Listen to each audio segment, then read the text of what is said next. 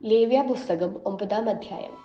8-ാം ദിവസം മോശ അഹരോനെയും പുത്രന്മാരെയും ഇസ്രായേൽ മൂപ്പന്മാരെയും വിളിച്ച് അഹരോനോട് പറഞ്ഞതെന്തെന്നാൽ, നീ പാപയാഗത്തിനായി ഊനമില്ലാത്തൊരു കാളക്കുട്ടിയെയും ഹോമയാഗത്തിനായി ഊനമില്ലാത്തൊരു ആട്ടുകൊറ്റനെയും എടുത്ത് യഹോവയുടെ സന്നിധിയിൽ അർപ്പിക്കണം. എന്നാൽ ഇസ്രായേൽ മക്കളോട് നീ പറയേണ്ടതെന്തെന്നാൽ, യഹോവയുടെ സന്നിധിയിൽ യാഗം കഴിക്കുന്നതിന് നിങ്ങൾ പാപയാഗത്തിനായി ഊനമില്ലാത്തൊരു കോലാടിനെയും ഹോമയാഗത്തിനായി 1 വയസ്സ് പ്രായമുള്ള ഊനമില്ലാത്തൊരു കാളക്കുട്ടിയെയും 1 വയസ്സ് പ്രായമുള്ള ഊനമില്ലാത്തൊരു ചെമ്മരിയാട്ടിൻ കുട്ടിയെയും സമാധാന യാഗത്തിനായി 1 കാളയെയും 1 ചെമ്മരിയാട്ട് കൊറ്റനെയും എണ്ണ ചേർത്ത ഭോജനയാഗത്തിന് എടുപ്പിൻ. യഹോവ ഇന്ന് ഞങ്ങൾക്ക് പ്രത്യക്ഷനാകും. മോശെ കൽപ്പിച്ചവയെ അവർ സമാഗമന കൂടാരത്തിന് മുന്നിൽ കൊണ്ടുവന്നു. സഭ മുഴുവനും അടുത്തു വന്ന് യഹോവയുടെ സന്നിധിയിൽ നിന്നു. അപ്പോൾ മോശ, നിങ്ങൾ ചെയ്യണമെന്ന് യഹോവ കൽപ്പിച്ച കാര്യം ഇതാകുന്നു. യഹോവയുടെ തേജസ് നിങ്ങൾക്ക് പ്രത്യക്ഷമാകും എന്ന് പറഞ്ഞു.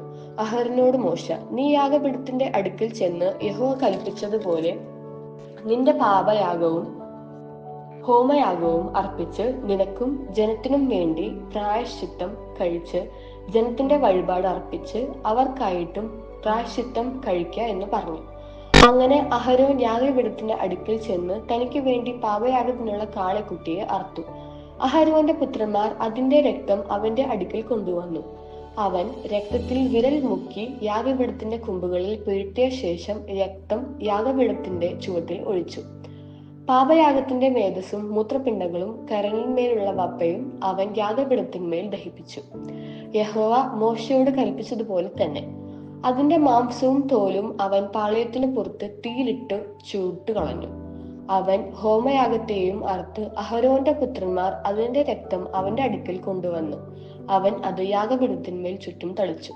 അവർ ഖണ്ഡം ഖണ്ഡമായി ഹോമയാഗവും അതിന്റെ തലയും അവന്റെ അടുക്കൽ കൊണ്ടുവന്നു. അവൻ അവയെ യാഗപീഠത്തിന്മേൽ ദഹിപ്പിച്ചു. അവൻ അതിന്റെ കുടലും കാലും കഴുകി യാഗപീഠത്തിന്മേൽ ഹോമയാഗത്തിന്മേൽ ദഹിപ്പിച്ചു. അവൻ ജനത്തിന്റെ വഴിപാട് കൊണ്ടുവന്നു. ജനത്തിനു വേണ്ടി പാപയാഗത്തിനുള്ള കോലാടിനെ പിടിച്ച് അറുത്ത് മുമ്പിലത്തിനെ പോലെ പാപയാഗമായി അർപ്പിച്ചു. അവൻ ഹോമയാഗം കൊണ്ടുവന്ന് അത് നിയമപ്രകാരം അർപ്പിച്ചു. അവൻ ഭോജനയാഗം കൊണ്ടുവന്ന് അതിൽ നിന്നു കൈ നിറച്ച് എടുത്ത് കാലത്തെ ഹോമയാഗത്തിനു പുറമെ യാഗപീഠത്തിന്മേൽ ദഹിപ്പിച്ചു. പിന്നെ അവൻ ജനത്തിനു വേണ്ടി സമാധാന യാഗത്തിനുള്ള കാളയെയും ചെമ്മരിയാട്ട് കൊറ്റനെയും അറുത്തു. അഹരോന്റെ പുത്രന്മാർ അതിന്റെ രക്തം അവന്റെ അടുക്കൽ കൊണ്ടുവന്നു. അവൻ അത് യാഗപീഠത്തിന്മേൽ ചുറ്റും തളിച്ചു. കാളയുടെയും ആട്ടുകൊറ്റന്റെയും മേധസ്സും തടിച്ച വാലും കുടലും പൊതിഞ്ഞിരിക്കുന്ന മേധസ്സും മൂത്രപിണ്ഡങ്ങളും കരളിന്മേലുള്ള വപ്പയും കൊണ്ടുവന്നു.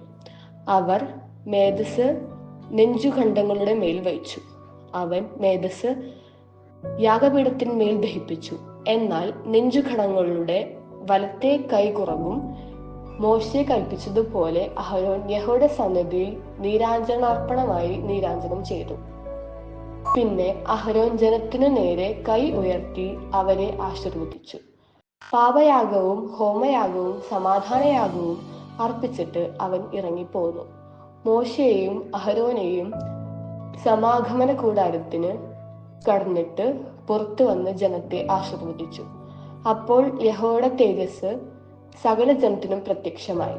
യഹോവയുടെ സന്നിധിയിൽ നിന്നും തീ പുറപ്പെട്ട് യാഗപീഠത്തിന്മേൽ ഉള്ള ഹോമയാഗവും മേധസ്സും ദഹിപ്പിച്ചു. ജനമെല്ലാം അത് കണ്ടപ്പോൾ ആർത്തു സാഷ്ടാംഗം വീണു. ദൈവമേ സ്തുതിയാവുന്നു, ബാധിക്കുന്നു.